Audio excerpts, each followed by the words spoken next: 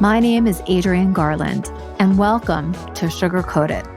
Sugar Coated is a podcast that was born from the notion that for far too long, women and other people who inside felt like they just didn't fit in maybe small or even large ways, had to sugarcoat their words, their style, or in general, their way of showing up in the world. This podcast started out as a dedication to women leaders. You see, I wanted to shine the light on all the incredible work that women do and how they're making an impact. And I still do. But I realized that a key reason that women have struggled, in my opinion, is that they've had to conform to certain cultural norms and ideals, which are inherently designed to keep those outside of the norm from standing out. This has prevented more women from being recognized as the powerful leaders that we truly are.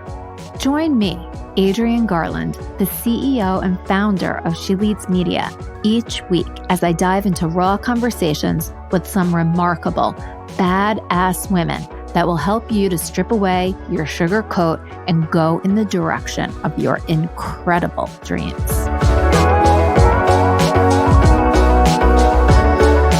Hi, everybody. My name is Adrienne Garland, and welcome to the Sugar Coated Podcast. I am so excited today to be joined by my esteemed guest, Lora Cheadle. She is an incredible person, and you will learn so much more about her in our conversation today. But the reason that I wanted to share her brilliance with all of you is because she is an author, a speaker, and a life choreographer. And she's going to show us how to strip away all of the sugarcoating and get to some really good stuff. And I think it's so important now more than ever before that women learn how to speak for themselves, speak up, and really showcase their brilliance. So please welcome Lora Cheadle. Lora, hello. Hello. Thank you so much for having me on today. It is my pleasure. So why don't you start by telling people just a little bit of background about, who you are, where you are today, and sort of how you got to this place, because I think that is super interesting. It is interesting. I'm actually a former corporate attorney. I practiced law for 10 years. And once I had my second baby, I started realizing, they tell you can do it all, but in order to do it all, there's an awful lot of sacrifice that must be made. And talk about that sugarcoating. It's like, yeah, you can do it all. You can have kids and you can work full time. You can have a power career and you can have this amazing relationship and your house is going to be great and you're going to be a size 2 and you're going to do yoga. And all of a sudden I realized, this isn't going to work for me. And this whole stereotypical image of how I should be is not at all who I am. Yeah. So I kind of took a deep breath and I decided to leave my corporate job. And even though I wasn't exactly sure what I was going to be doing, I knew that I really wanted to tackle this issue, to solve some of these problems and challenges that I was facing, as far as how do you do it all? And what is realistic? And if I have everything and I have this perfect career, with air quotes, and this perfect relationship and this, why am I not happy? Where is the joy if I'm doing it all right? Yeah. So long and the short, I went back to school. I started working with women. And I created my own 5-step modality for working with women to strip out of their labels, their roles, and their scripts, and to find out who they are inside, and to get back in touch with themselves, to cultivate the ability to validate themselves, to choose themselves, to quit pleasing other people, to quit always seeking to, hit that next milestone when it was an external milestone as opposed to an internal milestone, and to really let go of that fear of judgment, whether it was the fear of the judgment from other people or that judgment from yourself. I'm not doing enough. I could be doing more. I should be doing this. And as part of that whole journey, I actually returned to my roots. Growing up, I loved dancing like I think a lot of little girls do. Yeah. Oh, yeah. And I returned to dance, and I actually became a burlesque dancer. Starting at age 44, I danced in Las Vegas for the first time. No way. Oh, yes. Oh, yes. I've danced at the House of Blues in New Orleans, Hawaii, Las Vegas, all over. And I was only able to do that because of the way I was able to strip down, quit sugarcoating things, and get real about who I am and what I wanted to do. Oh my God. Lora, you have just said so much. And I'm like, okay, pump the brakes. Slow down. Yeah, slow the roll because, all right, first, I understand, being a lawyer, it's very intense. There's a lot of pressure. Everybody wants you to, get on the partner track and long hours. And it's just not always a conducive situation to raising a healthy and happy family and then also having this crazy career. And people can do it and people do it. And, God bless them, more power to them. But it definitely takes support of one kind or another, whether that's, a partner who is staying at home or you are making, enough money to bring in outside help. And I totally get it. I was in the same situation as you where it's just like, you know what? It's very challenging to have it all. And it's like, do you really even want to have it all? Because you're so goddamn exhausted. But when you said that you decided that you wanted to change. I mean, I think so many of us can relate to that. And then you said that you went back to school. What did you go back to school for? Don't laugh. After getting, your law degree, I went back and I got an associate's degree in hypnotherapy. No way. Oh, yes. It was amazing. Part of this whole work was experimenting and looking within and looking at the people that I had worked with too and figuring out what's the problem? What is holding people back really? And a lot of it was just this mental belief that this is the way the thing should be or habits. I've always done it this way, therefore I will always do it that way. And I started thinking, how do we really get out of those habits? How do we really change the way we think? Because if it was so easy just to say, oh, I'm going to think differently, then everybody would do it and the whole world would be happy. Yeah. When in fact, many people in the U.S., the statistics change, but it's somewhere around 70% of the people are not happy. Yeah. Yeah. So I started researching and trying to figure out how do we actually change the way we process? How do we change the way we think?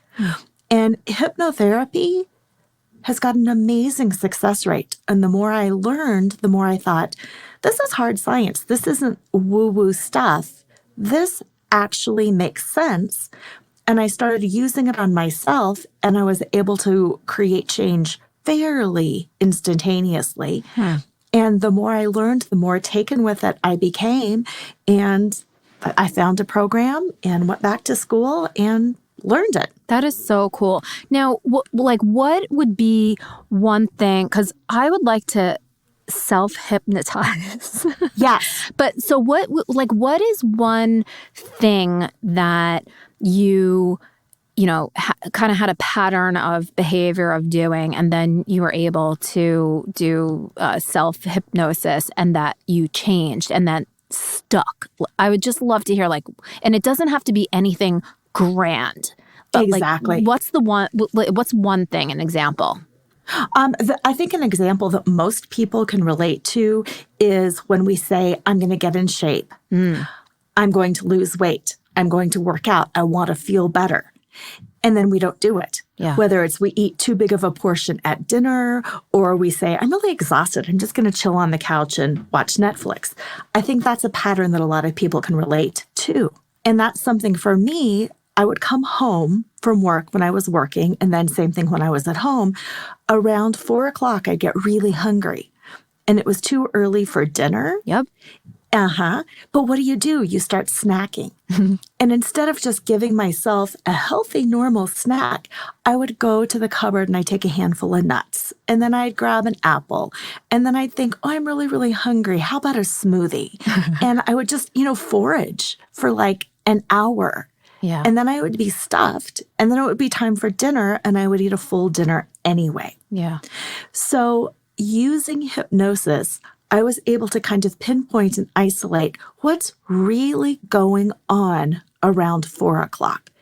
Because clearly I start off hungry, but it's not just hunger that's driving me to munch solid for about an hour before dinner. Right. There's something emotional going on. And for me, what was going on was a couple of different things. It was near the end of the day and I was getting tired. And I also really had that sense of wanting to reward myself. Yeah. Woohoo, you've almost made it. The day's almost done. It's almost time to do this and you can almost relax. And it was like a reward system that I was wanting to treat myself. And layered on top of that, because there were a few different reasons, was also that distraction. Right. I've only got, a couple hours left to work. I'm really burning out. If I'm constantly eating, I can't work, right? So I'm distracting myself from work. That's good. Oh, yeah. It worked great.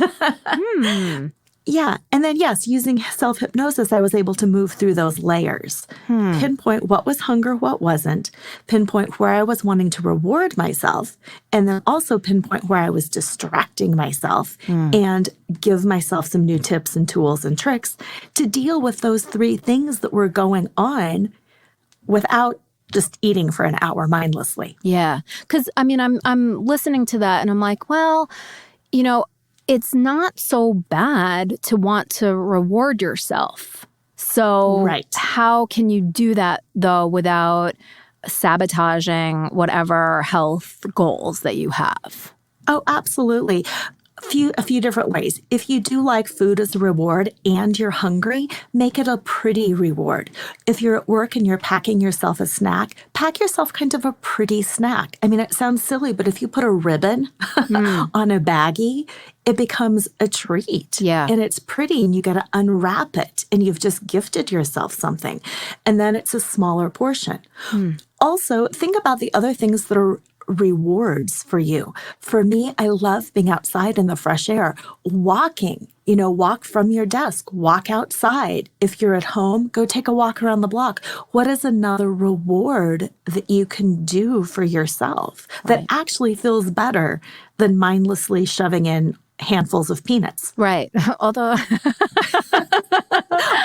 sounds pretty good. Exactly. Oh my goodness. That's so funny. So, okay, I totally love this. And so many times I hear advice and it's, you don't need to get another degree or a certificate or something. It's like you have what it takes. But I am definitely of the mindset, if you want to learn something specific, like what you went back and got your associates in, I do think that it is important to get that credential, especially if you're going to use it in your next phase of your career or your life. So I think that's wonderful that you did it, and I like that you did it for a specific reason.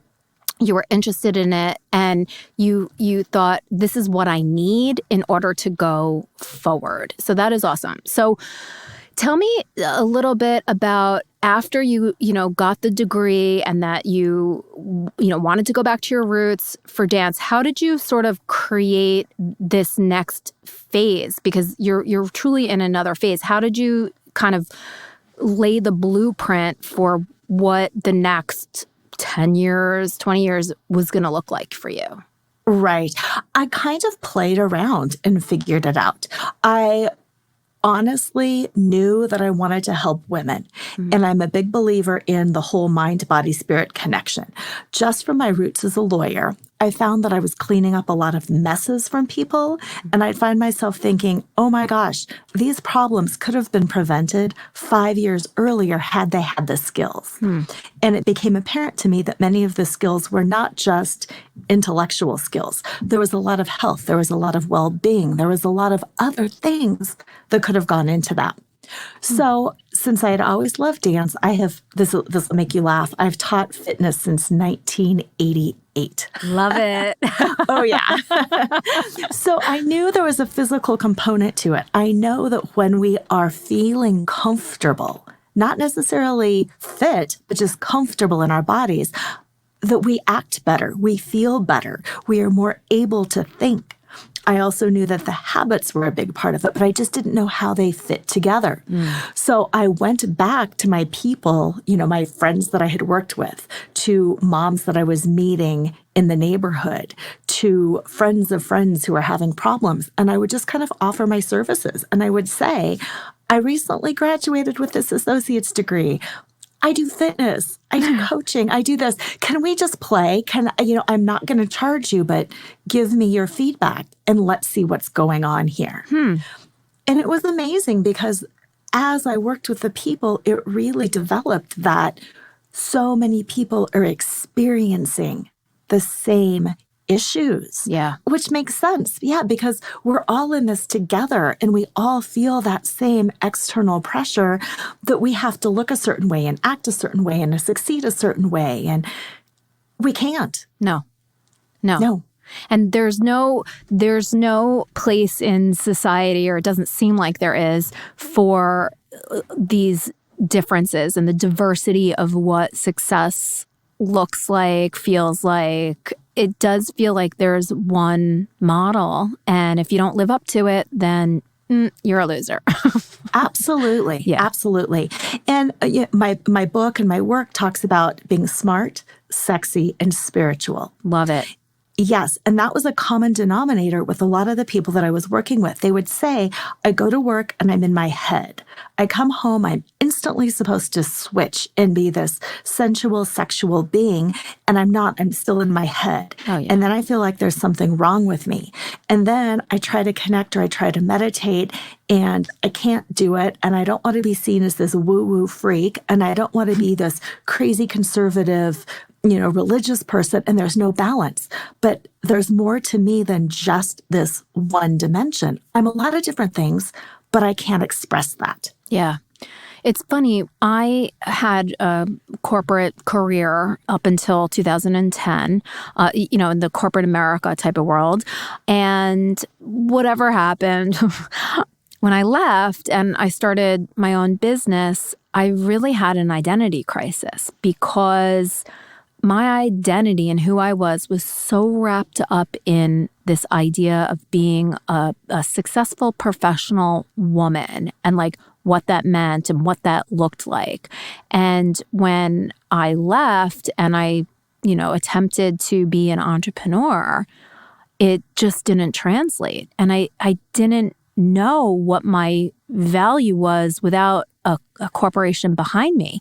And it's taken me an awful long time to almost rediscover who I am and what value I offer without some company giving me a title.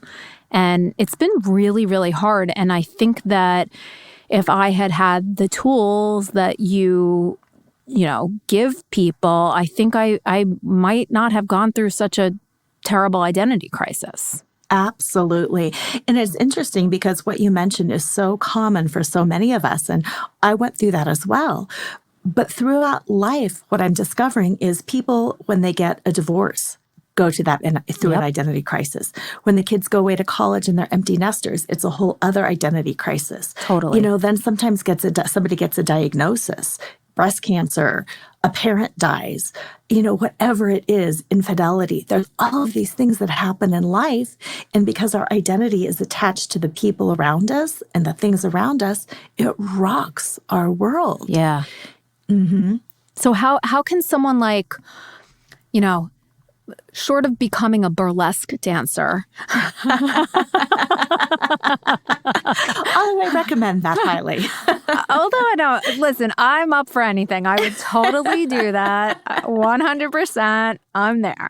But like, you know, what are maybe a couple of things that people can do in order to sort of rediscover who they are and operate from that place and like almost hold on to that no matter what situation they find themselves in? Absolutely. I like to call that your inner sparkle, because we all have that essence that's in us from the beginning that excites us and that, you know, just makes us feel passionate about living and excited to get up. And I'll just run through these briefly. The 5 steps of FLAUNT are what I recommend. And FLAUNT is an acronym. F stands for find your fetish. L is laugh out loud. AU is accept unconditionally.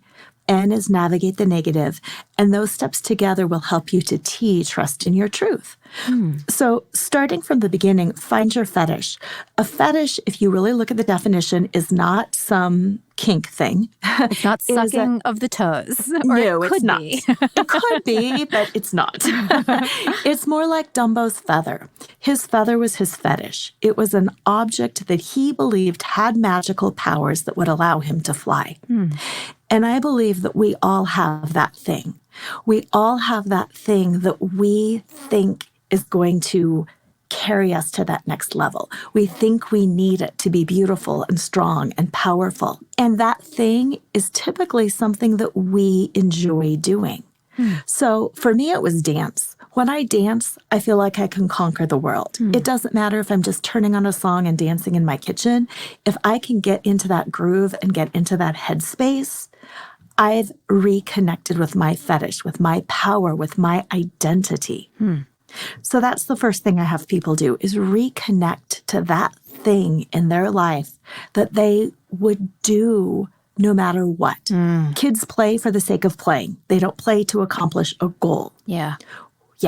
So when we can return to that, that's the start. The next step is L, laugh out loud. Life is really funny. Yes. And, oh, yes. And especially in the messiness. Yes. Is it funny? And when we can just let go of that pretense and start laughing, it really helps. Yeah, I love the F so far, and I love the L because for me, laughter and, you know, just comedy and being silly has been something that has always carried me through my entire life. And, you know, I started when I was young. I had a tragedy happen in my family. And, you know, my whole family has this incredible sense of humor. And I really believe that that prevented us from, you know, stopping, basically. Yes. Yeah. So I love it. Absolutely. Yeah, absolutely. The AU, I call the golden center of FLAUNT, because AU is the atomic symbol for gold. Yes. And that is, accept unconditionally, both yourself and other people. As women, we have been raised to believe that what we do impacts other people. Yes. Like if you wear a short skirt and you get raped, you caused him to do that, right? Yes. Yep. Accepting unconditionally really means accepting what we can and what we cannot control, and breaking down some of those beliefs that we have been raised with that we can control other people, because we can't. That's a hard one. That's a hard, messy one. It is a really messy one, but it's so important, because how many of us, whether it's with a coworker or a partner or a parent or kids, we really think we can control it. I can make him healthy again. Yep. I can make it so she won't drink anymore. Yep. I can. I mean, it's crazy. And it's just something that we have been raised to believe. And when we can really start accepting unconditionally that the only person we can control is ourself, then everything shifts. Love it. Yeah. And then the next one is navigate the negative. And although I don't really believe anything is negative, I believe things just happen. It's our perception of positive or negative. Everything in life is about navigation. And one of the examples that I like to use is if you're driving home and there's a roadblock or a detour, you will never get out of your car and say, oh, I quit. I'm not going home tonight.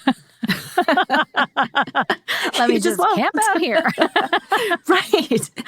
But how often do we do that in life? It wasn't meant to be. We had a missed connection and I didn't get the job. It's just, I'm not meant to do that. This entrepreneurial thing, it's not my thing. I tried and it's not meant to be. Navigate, baby, navigate. Yeah.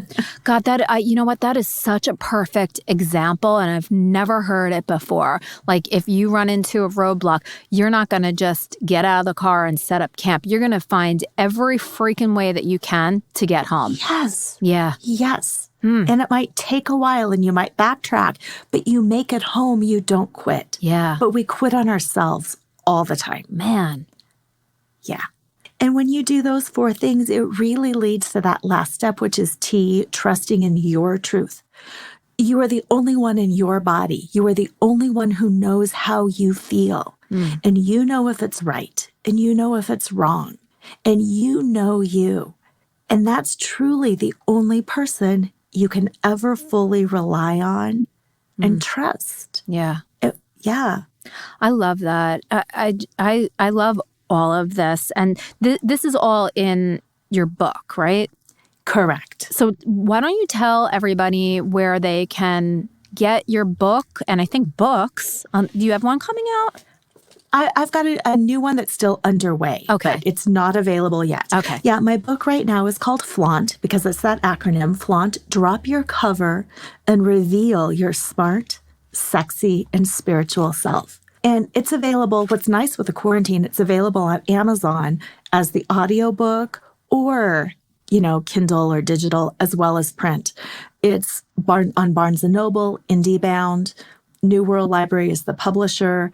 It's even on like Walmart and Target. It's literally available wherever books are sold. That is awesome. I am downloading it. I actually love to download it onto my Kindle reader, and I just consume that stuff so fast. Although I do love audiobooks as well. Did you do the read for the audiobook?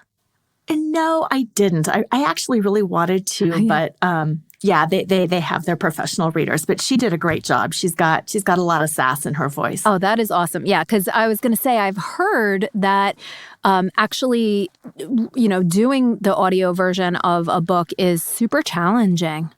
Yes. And tiring. I've heard that. So that's why I was curious. I was going to ask you, like, how did you do? Oh my gosh. So I know that we have limited time, but I really appreciate this conversation so much. And I also really appreciate how we came to know each other. I have a private community on the platform Mighty Networks, and you're a part of that, and you are a great contributor and supporter, and I just think that you are awesome, and that's why I wanted to invite you here on the podcast, and I really think that you have so much to offer and to help people. And I do hope that people, check you out, get your book, and contact you, because I think that what you're doing is helping in a way that people really need to be helped today. Thank you so much. Your platform is amazing. I have loved the women that I have met there. And yes, thank you. And I do feel it is especially relevant right now when so many of us are losing our identity because of this whole COVID epidemic. So absolutely, thank you so much. Oh my goodness. Let's go out and flaunt it. Yes, let's do it. Oh my gosh, Lora, thank you so much, and good luck, and stay healthy. And again, people, please go and check out Lora's book and feel free to connect with her. She is a lovely individual, as you can hear. So thank you so much. Thank you so much. Okay, take care. Bye-bye.